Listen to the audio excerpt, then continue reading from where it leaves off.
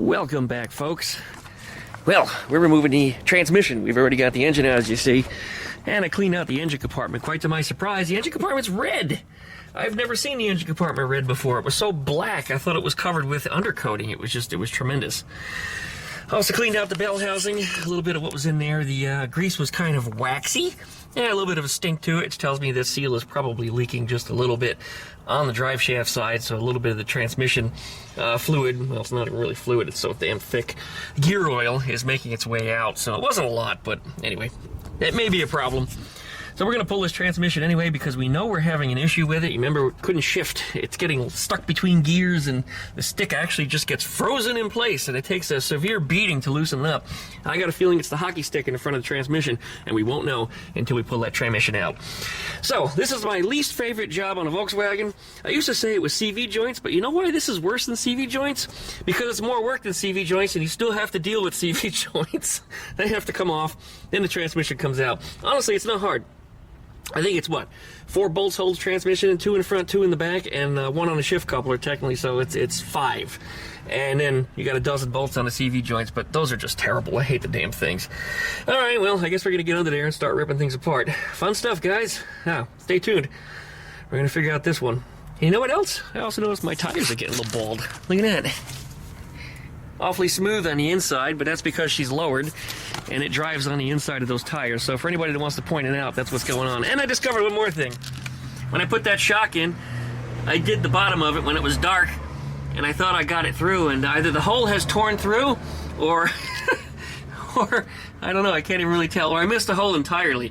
But before I get done today, I'll pull that bolt out and get that fixed. But that was my fault. I did that. I don't know what the hell I was thinking, but like I said, I did it in the dark, and I think when the bolt went through, I just was like, oh, I guess we're done. You know, apparently I screwed up. What's funny is it doesn't make any weird noises while it rides like that. It's good. Well, anyway, here we go. There's my engine. I degreased this thing too while it was out. Looks like I could hit it one more time. It's a little oily right there still. I don't know where that oil's coming from. I thought maybe it was the cooler, but the cooler doesn't seem to leak, and sometimes it's over here too, so I don't know if it's squirting, sparting, or what the hell the deal is. But anyway, we'll deal with that. Also, maybe even in a later date, but I do have to take the tins, the carburetors, and everything off of that side to get to that oil cooler. And we're not doing that today. Nope. Nope. We also might be working on that. I got to pull the carburetors out of it, and we'll get that situated. Anyway, like, comment, subscribe, you know the deal. We'll be back after we get some tools together to start ripping out this transmission. Now look at what we have here. One transmission. Oh boy. And no matter how much you clean and degrease them, they're still friggin' filthy when you get them out of there. Alright, I guess we'll mess with the gear selector and see what we feel. So I believe the problem is up in the nose cone there. There's a little hockey stick. Literally, it's an L-shaped. I think it's actually got a zigzag on it. It's more like a letter Z shape, kind of.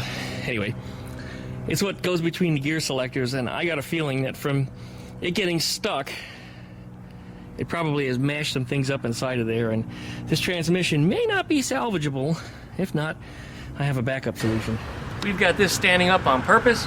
The reason is because there's gear oil in the front here, and if we start taking all these bolts and stuff off, immediately the gear oil goes everywhere. Ask me how I know. Anyway, the shifter, that's interesting. A little wear on that nose cone. The shifter goes into the input here, and now from where I'm at, if I remember correctly, because the shifter reverses the action, so from here it should be the opposite. So first gear should be, let's see, first gear would be in the 4th position. So I can't get it in first. Interesting. It went into some gear.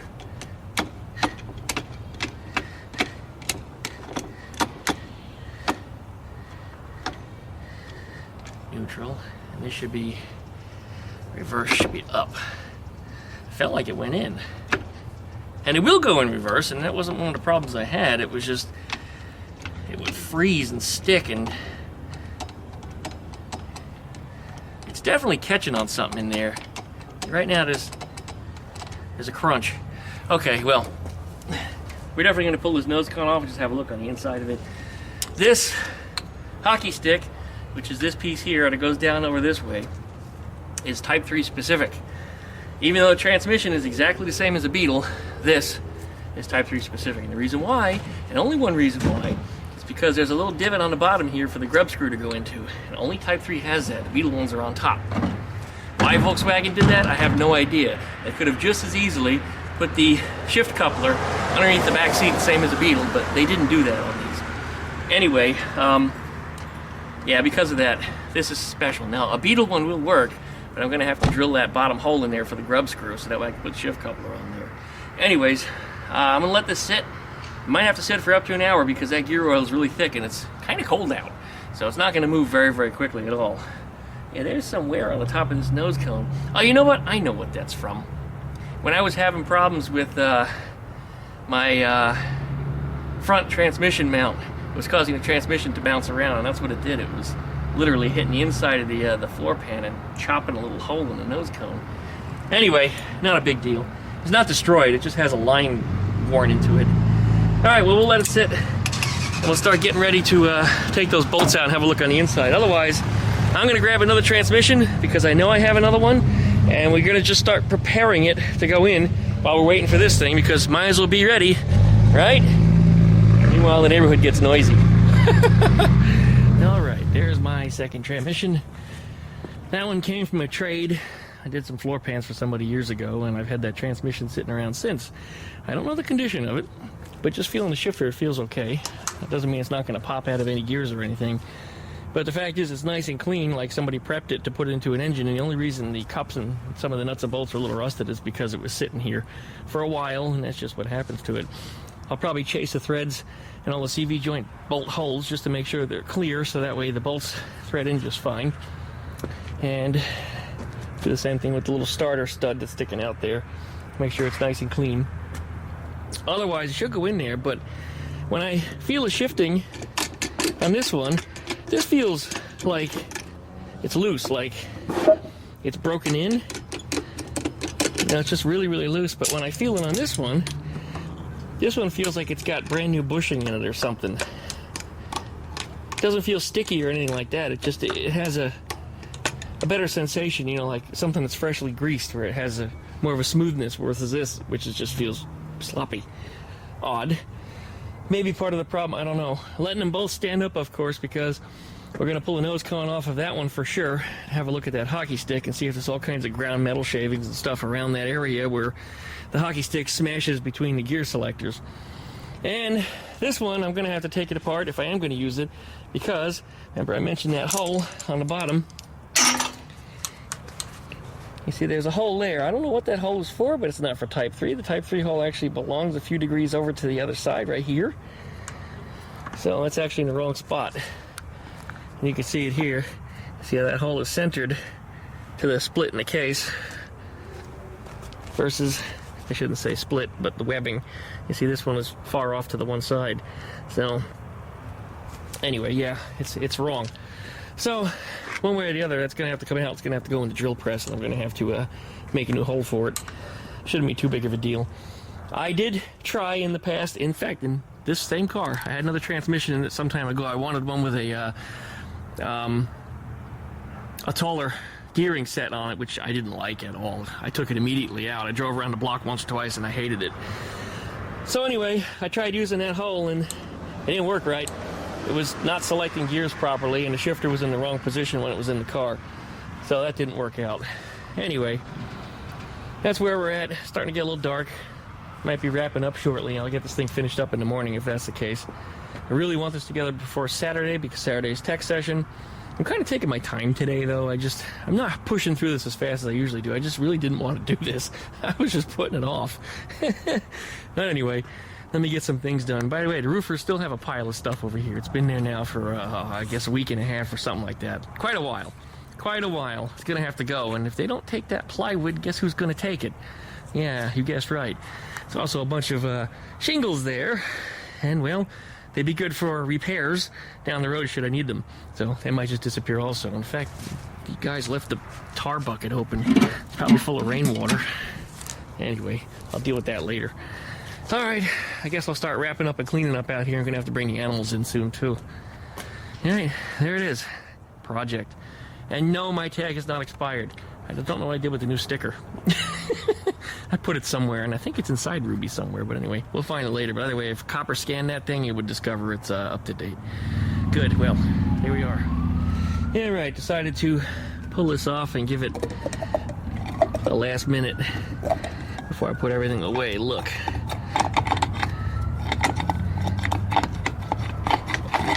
Come on, hockey stick, there it goes. All right, there is our gear selectors. There's one for each row. Reverse is the first row, first, second is the second row, and third, fourth is the fourth row. And I don't know if that's the correct, yeah, I don't know if that's correct from where I'm looking at. I'm all disoriented because I have the thing all turned around. But anyway, there's our hockey stick. That stick, you literally see it's this shaft that goes all the way down, and they call it a hockey stick because, well, look at it. It seems to make sense. And, well, I can see it immediately. Can you see it? It's not straight. You see how the tip of it is lifted towards the top of the screen. You can actually see it's bent. Yeah, so it's not straight. I don't know if it bent lengthwise. You know, it looks like it might have a little bit. But it's also, it's polished. You see how polished it is? It's all ground down. And that was clearly from it failing. And as the gear shifter would crunch and I'd literally force it out of the stuck position, it would just eat itself alive, which means there's probably a lot of grindings in this gear oil. Thankfully I have a magnetic plug in there, so that helps whatever it's worth. But anyway, yeah, that's definitely bent. Well, before I replace the transmission, I'm going to try to replace the hockey stick, since I'm going to have to modify a hockey stick on another transmission anyway. I have a transmission in the backyard that I know has issues, so I'll pull a hockey stick out of that one, and I'll just put this one back in there for filler. But yeah, that's definitely a problem. It's bent. You can see it's lifted. I don't think it's bent lengthwise though. I mean, if it is, it's very slight. But usually they have a more rounded tip than that, and that one is just flat. I mean, it's flat out worn. So that was my issue, absolutely for certain. And looking at the angle for which it's bent, let's see, does that make logical sense? Let's get oriented here. Okay, so if we push the shifter in reverse, which would be left back, that means the opposite would be true. So that means it would be right forward for reverse. So the entire shifter arrangement would go this way and then go out. So this way and out. Okay, so that means reverse is, how did I get that stuck? I like that I'm thinking this logical stuff here. Okay, so this is probably the reverse row then. That'll be the very, very last one, because when you push that shifter all the way over to that side, it's going to push everything the opposite direction. So if this is high, then that means it can't go all the way down into the reverse position because it's too high. That would explain that. That's why reverse didn't work, but the other gears kind of did. It was crunching through all of them. It was definitely an issue in all of the gears, but let's see. Ooh, can't pull these by hand. I figured I would. I guess I need more leverage. It's cold. It kind of hurts, so I'm not forcing myself into anything here. Well, let's just put the cover back on for tonight. We're gonna call this figured out, and we'll get this straightened out. But yeah, that's definitely bent. If I'm not mistaken, they have to be completely straight, and that one's just not. It's off by a couple degrees. And I guess that's all it takes. That's all it's gonna take. Is if it misses these things, it goes in that wrong position, it'll start binding and getting caught between gears. And I think that's what it's doing. It's pulling out multiple rows at the same time, and it's caught in a row that hasn't been pulled out. And what happens is it causes all the gear selectors and everything to jam up. So anyway, I think that's how it works. Put the cover back on it. Gonna wrap up out here, clear everything up, and we'll tear this apart in the morning. All right, well, we got started on here this morning. So welcome back, everybody. I pulled the carburetors out of here, and quite to my surprise, I discovered they were DeLorto carburetors. I thought they were Weber's. One of the reasons I wasn't excited about fixing it.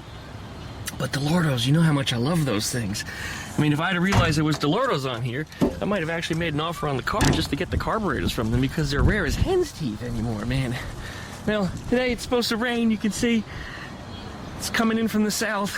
It's usually where it comes from. Got to try to slam this thing back together today before it rains. I've only got a few hours to do it, so that's part of what I'm working on today. But let me show you the carburetors here. All right, there's our carburetors. They were Delortos, like I said, which is, man, like I said, I should have made a bid on the car, put something else on it, sold the car, and just kept these carburetors because these things are so hard to come by anymore. The FRD 34Bs. Anyway, some idiot, and I hope it's not the current owner, but I'm going to say idiot anyway, siliconed the gaskets together, which is the reason why they tore. Otherwise, these might have been salvageable. They might have been torn to begin with. Maybe that's why they siliconed them. I have no idea. But anyway, the lids were siliconed on, so when it came to taking these things apart, I ended up, well, shredding the gasket. And it wasn't on purpose. It's just, it happened. Well, we're ready to go into the dip over there, so we'll throw that in there, and well, maybe we'll revisit this thing by the end of the video. I guess we'll see. But otherwise, I got to get Ruby back together. So let's start putting everything in our basket and get it ready to go in the bath. There we go. And I love that big ultrasonic cleaner. Links down below in the video description, because I can not only wash half a carburetor, but I can wash two of them at the same time. And we're going to put these things in there also. Hi, Beetle. Good morning, buddy. What brings you over here? You just want to bother Daddy? Whenever I'm over here on the camera, you always want to come over. You're going to be a jerky? Yeah, you're going to be jerky. Okay, then. Oh, you're going to pick a fight with me, are you? You got no spurs anymore, buddy. You got no spurs. No, you don't. He ain't so tough with no spurs.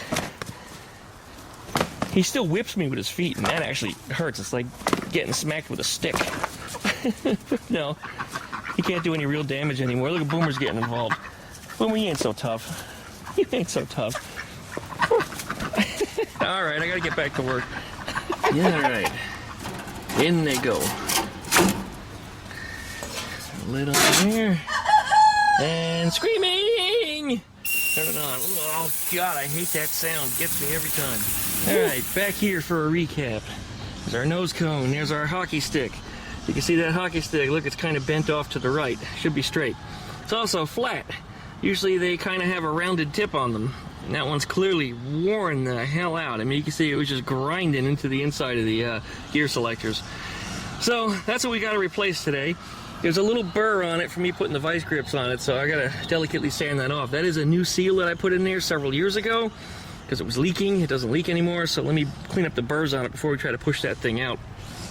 But what I need to do is find another one in another car that's gonna work, and then where that hole is drilled, we're gonna have to relocate the hole because all I have is Beetle parts, and well, that's what's different on them.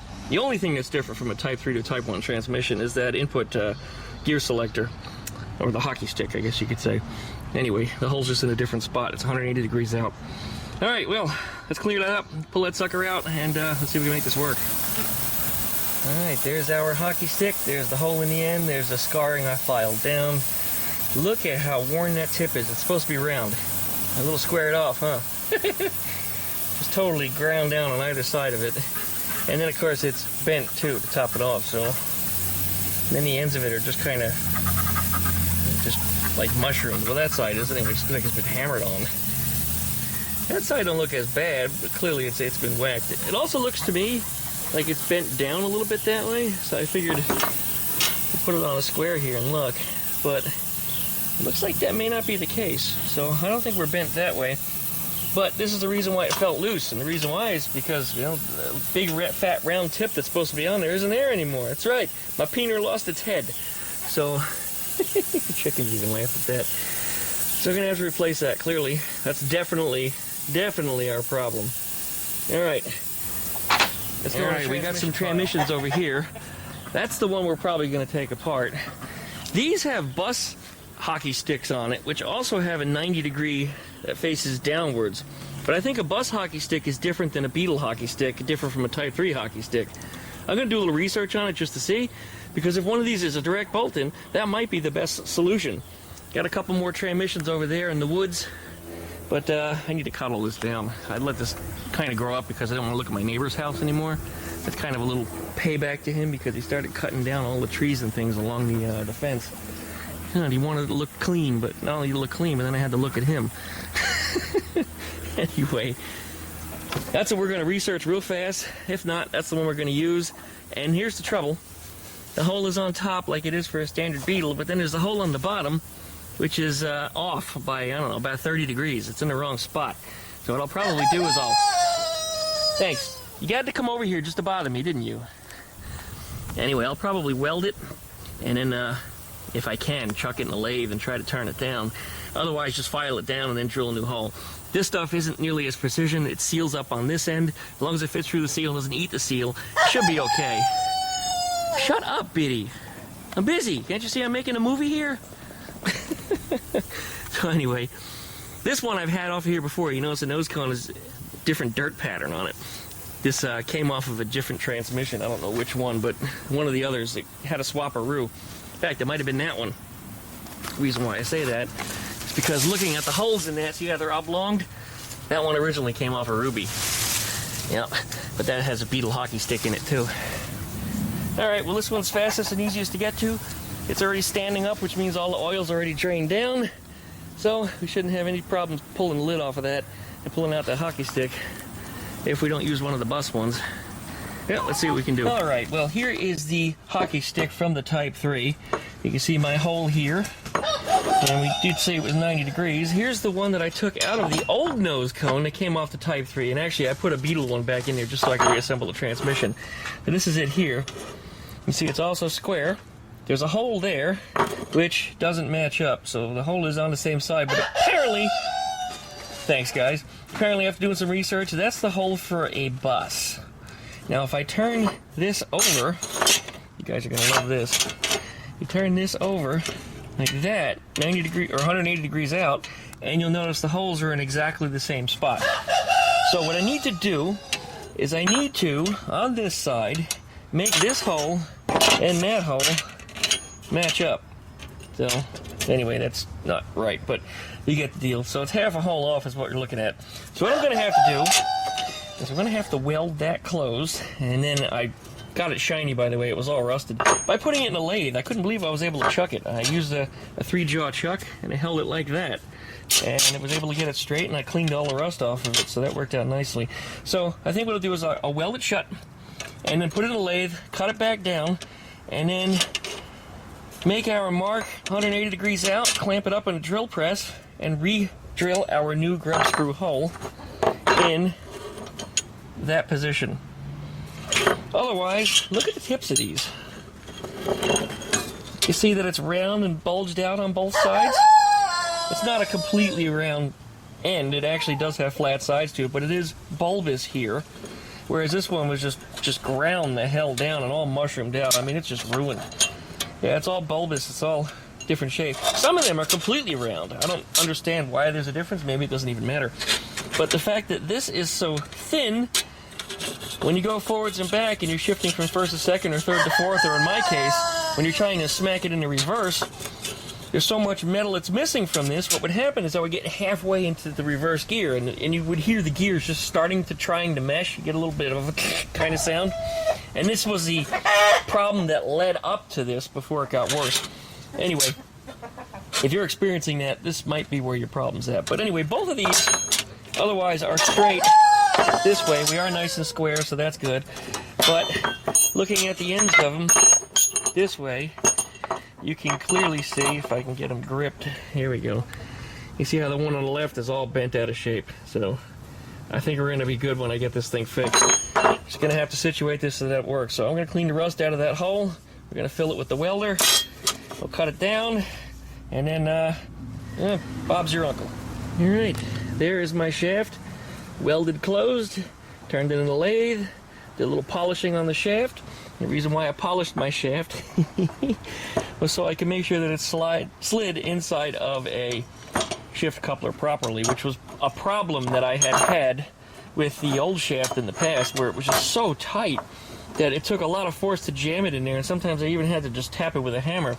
Now I can get it in there with a moderate amount of force. It actually slid kind of easily that time. Anyway, it's good. And now also the shaft, and by the way, I only polished it on the end here, not the rest of it. So it now goes into the seal properly, which is something else I had to do. I had to hammer the damn thing in before. Now it actually has just minor resistance, as it should on a seal. So anyway, get that back out of there, wipe it back down. But we gotta drill that hole on this shaft. So it'll be 180 degrees out from this one. So I think what I'll do is I'll wrap it with a piece of tape all the way around, so that way I know how far down the shaft the hole needs to go. And then I should be able to make a marking on the other side of it. And this stuff is all approximate. I think if the hole were off by a fraction of a millimeter, it's probably not going to matter too much. It might affect where the shifter is in the floor. It might cause it to be a little bit off to one side or the other. But otherwise, I don't think it'll matter too much as far as the operation of the shifter. So anyway, this will work. And if not, I found a lead to buy a new one. It's like $65 for a Type-3 one. The Beetle ones are half the price. And of course, I got to pay for shipping on it. So by the time everything's said and done, in the year of 2024, I guarantee you shipping's not cheap. It'll probably be close to $100. So I'm not excited about that. Anyway, let's see if we can make it work. I think it's worth my time to see if I can save a couple bucks. All right, there it is. Let me find some drill bits, throw it in the drill press, and we'll be right back. All right, I think I did a pretty good job here. Here's my new hole. Here's the yellow one, 180 degrees out. You see? Boop, boop, boop. That one, I don't think I got it right on the first try. I actually ended up welding it closed twice. I followed a method they said online. Everything seemed great until I actually went and looked at it, and then it was all cockeyed. So I welded it shut again and re-drilled it. Anyway, it looks pretty good as far as what we're concerned here. I think this is going to work out just fine. Okay, I guess it's time to reinstall my nose cone, put the transmission in, connect the shift coupler to it, and then see if it shifts properly. And if it does, everything goes back together. And that solves the problem. I still need to replace shift bushing and stuff too, but I can always do that later. Right now, we're running out of time because it's going to start raining soon. In fact, I felt a bit of a mist in the air just a little bit ago, so yeah, it's coming. Now, let's see if we can get this together here before that happens and I get poured on. All right, all this stuff needs to come back inside too, all this anyway. Here we go. This goes right in here. Look at that. Whee!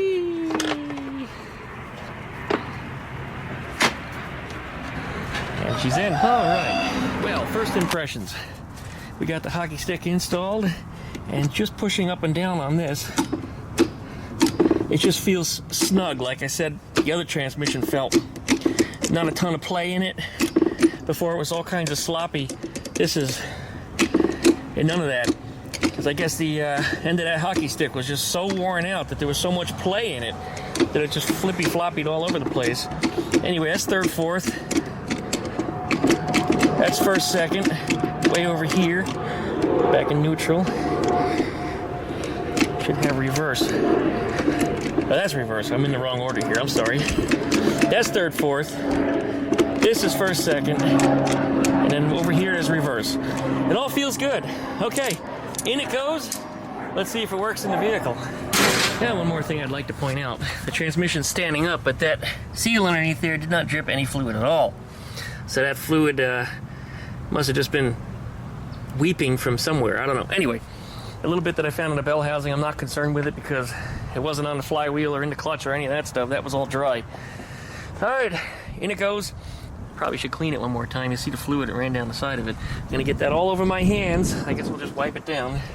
Yay! All right, I can't find my other shifter. I don't know what the hell I did with it. I took it out and I walked away with it. I walked away with the bolts too. So I had to find another shifter and a couple other bolts. But anyway, first, second, third, fourth, and there's reverse. First, second, third, fourth, reverse. I can actually feel the gear. I can feel it click in, which is what it wasn't doing before.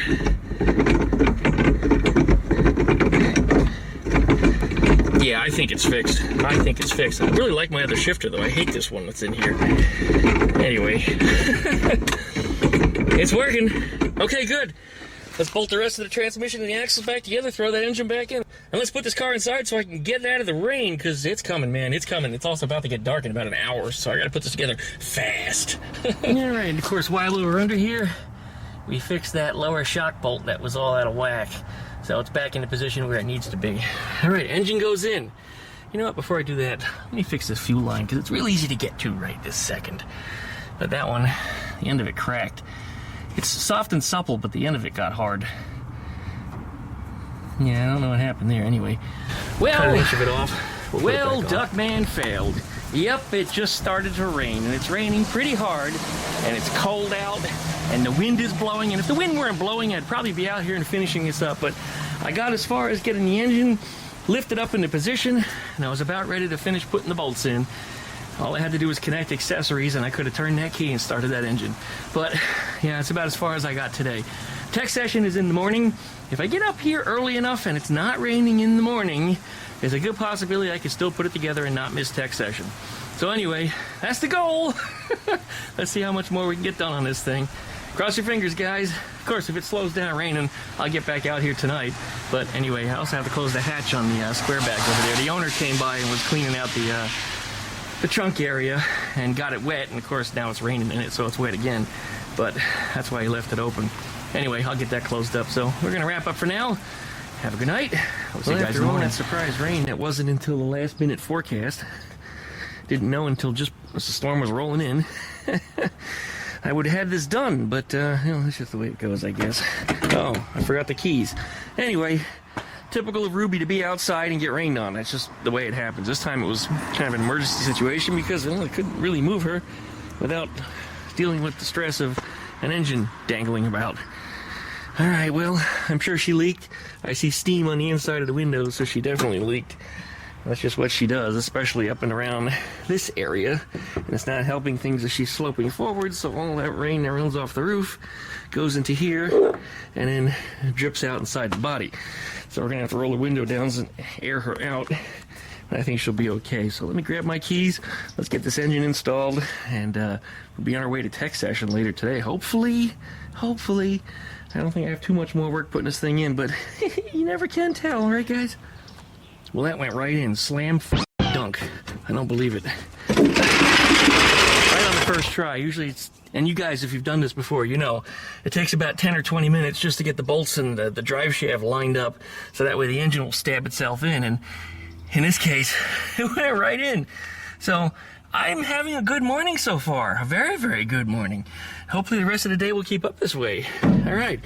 It's nice that I can reach these bolts from the front. This was a little modification of my own. I turned that all around, used a longer bolt, and made the nuts very, very easily accessible from inside the engine compartment here without having to reach around all that clutch lever stuff from underneath. Anyway, that puts me in a very, very good mood. Yeah, okay. I'm gonna go inside and knock one out, because I got time. Well, that went in so easy, man. 30 minutes maybe? 20, 30 minutes. I already had all the tools out, so the fact that the engine just pushed right in, all I had to do was tighten up some nuts and bolts. Fuel lines all reinstalled, wiring's all back on, throttle cables on there. I got all the tins put back in where they belong. I did not put in the rubber boot yet. I always do that last. It's always after my first start, because it's kind of a pain in the ass to put in there. I might spend 20, 30 minutes on that boot alone. But anyway, let's see if we can get this thing fired up. This is what I really need to see, because we need to go to tech session soon. I hope that's the right key. I think it is. Okay. Oh, battery's not connected. Duckman, you gotta reconnect your battery. At least Duckman was smart enough to disconnect his battery before he even got started today. Or yesterday, I should say. And you know what? Actually, it was Thursday. I've been on this thing for 3 days. 3 days too long.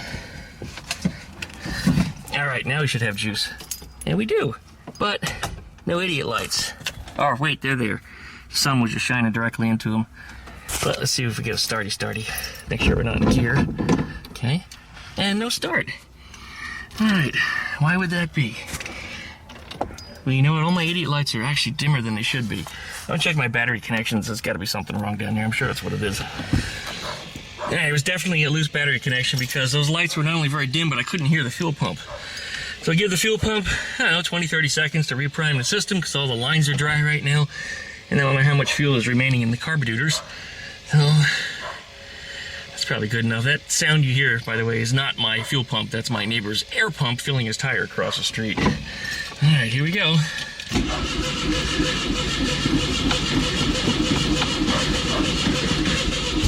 I'm on fire. And she's alive. Running a little rough, but I think she'll be a little better when she warms up. It was completely dry. Well, probably completely dry, but I've also pumped the throttle on it. inadvertently by just touching the carburetors and stuff while I installed the engine. So it might have even been a little flooded. Flooded and dry at the same time. Dry carburetors, flooded engine. Doesn't sound like it's running on all cylinders yet. Yeah, it's making a little bit of smoke, so that's definitely what it is. All right, well, I think we're good. It's running. Let me just finish cleaning up a few things, put some tools away, and I guess we'll take it for a test drive. In fact, test drive might be on its way to tech section. A little bit of schmoka. My greasy handprints on the exhaust are burning. It'll burn off in a couple minutes. There's one over here too, but not as big. But that one, yeah, I got that one real greasy. It'll be all right. Well, anyway, my rubber boots got to go, and you know what? I better do that before the engine gets too hot. So once that exhaust gets hot, it's not very friendly. And now I'm filling my tire. Yeah, it's not very friendly to get under there and put that boot in when the exhaust is so damn hot, because then you burn yourself. It's also the smoke, man. I don't need to be dealing with that. All right, I'll give that a minute to clear out. I got extra time this morning, more time than I expected. We're way ahead of schedule. When does that ever happen? Man, everything's working for me today. I don't believe it. I put the rubber boot on and it went right the hell on. I mean, you can tell the tire pump's still running. That only takes a couple minutes, and the boot's already on. And that's always been a fight. Man, with the way things are going today, it's Saturday. Guess who's playing the lottery? And guess who's gonna hit on the pizza girl? Yeah, the Duckman. My luck is up, man. Oh, I don't even know what I would do if I win lotto. Well, I know what I would do. First off, I wouldn't tell you guys, but you'd know. Let's just say, yep, you'd know. All right, well, we'll wait for that to finish up. I gotta tighten down the clamps on the boot. That's all that's left, and we're out of here. All right, last minute check. All of our wires are in place. Good, I got the generator on the right poles. Our oil pressure sender. Throttle cable is in. All of our spark plug wires look to be the way they should be. What is this dangler? I never noticed that before, but you know what? This was always so greasy before. You couldn't see anything in there. I can actually see red. There's still some dirt and stuff in there that can be scrubbed out, but next time I get the engine out, I'll give it a real good scrubbing. I really didn't even mean to do as much degreasing under there as I did. I still can't believe I see red. That was all black. It looked like undercoating. Same with that side. It was all black. All right, well, I don't see any fuel leaks or anything either, but you know what we should do? We should turn this on and just check, just to be sure we don't have any dripping anywhere. This was the line that split. This one, I can see it's starting to split, so I got to cut about an inch off of that. Fuel lines are supple, but on the ends where you crush them with the clamps, sometimes they get a little brittle. I don't see any drippies. That's good. Okay. Very nice. Very nice. Close them down. Yeah. Lid shut. Why ain't that one catching? Close, fucker. There you go. Alright. And I put a little oil in there too. It looked like it was a little low. That container's empty now, but it'll be okay. It's not the end of the world. Here's my high strength magnets. Don't want to lose those. Whenever I take off nuts and bolts, I stick them to things with my magnets. Sometimes I forget where nuts and bolts are, and it's kind of funny. I have to replace all nuts and bolts, and then when I come back to that area working, I'll find a magnet underneath the car with the nuts and bolts still on it, because these things are so strong they don't lose anything. All right, here we go. It's ride ready.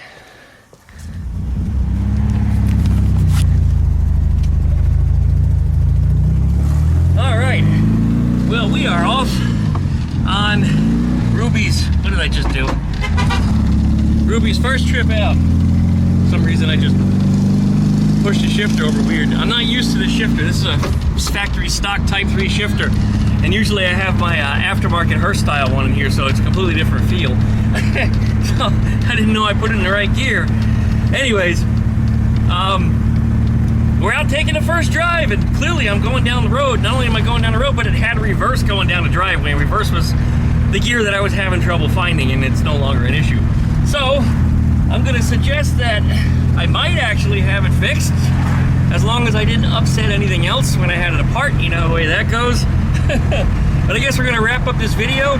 But if you'd like to see if I made it to tech session or not, because that's actually where I'm headed to, you'll have to watch the follow-up video, which I'll put up in the corner of the screen for you. There'll be a link right up there. Clicky, clicky. I don't know if it's that side or that side, one of the sides. But anyway, click on that follow-up. You'll see that video, well, maybe before or after this one. I don't know. Anyways, you'll see if I made it or not. So, licky, likey, comment, and subscribe. Don't forget to plug that dingle blaze, get updates every time I upload a video. Check out duckshit.net for all of my different social media links. And we'll be back, hopefully, with another video next Wednesday. I'll be working on something. I got more Beetles coming in for service. You're going to see them coming up soon. But anyways, thanks for watching, guys. We'll see you next time.